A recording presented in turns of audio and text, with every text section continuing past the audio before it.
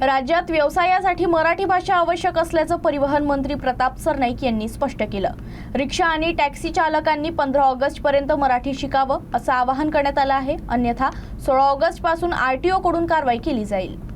परिवहन मंत्री प्रताप सरनाईक बुलढाणा जिल्ह्याच्या दौऱ्यावर असले असता त्यांनी टॅक्सी आणि रिक्षा चालकांच्या मराठी बोलण्याच्या प्रश्नाला जाहीर उत्तर दिलं। यावेळी त्यांनी स्पष्ट केलं की हा नियम नवा नसून 1989चा आहे। 1991च्या कायद्यानुसार या संकल्पनेची अंमलबजावणी आतापर्यंत झाली नव्हती। मात्र परिवहन मंत्री म्हणून या कायद्याला पुढे नेण्याचा आणि त्याची कडक अंमलबजावणी करण्याचा प्रामाणिक प्रयत्न सुरू आहे।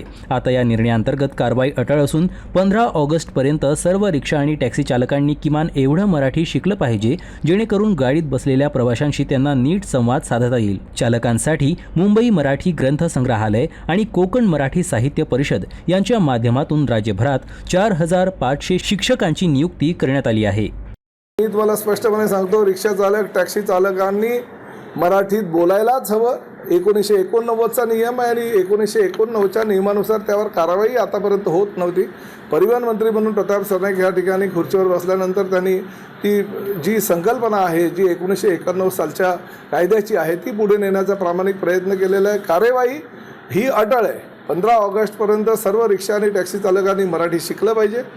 एवढं मराठी शिकलं पाहिजे की त्या गाडीमध्ये बसलेल्या पॅसेंजरनी ड्रायव्हरशी बोलत असताना ते काय बोलतात हे ड्रायव्हरला कळलं पाहिजे आणि ड्रायव्हर काय बोलतो हे पॅसेंजरला कळलं पाहिजे।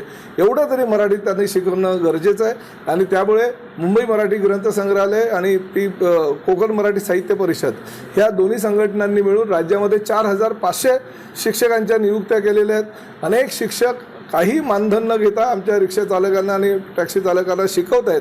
त्याचा आधार घ्या आणि व्यावहारिक मराठी तुम्ही शिका। 15 ऑगस्ट ही डेडलाईन आहे। 15 ऑगस्टपर्यंत तुम्हाला मराठी जर नाही आलं, त्यामध्ये प्रमाणपत्र जर तुमच्याकडे नसेल तर 16 तारखेपासून आरटीओची कारवाई अटळ आहे। मी परत एकदा सांगतो, महाराष्ट्रामध्ये व्यवसाय करायचा असेल तर तुम्हाला मराठी अनिवार्य मराठी शिकावंच लागेल।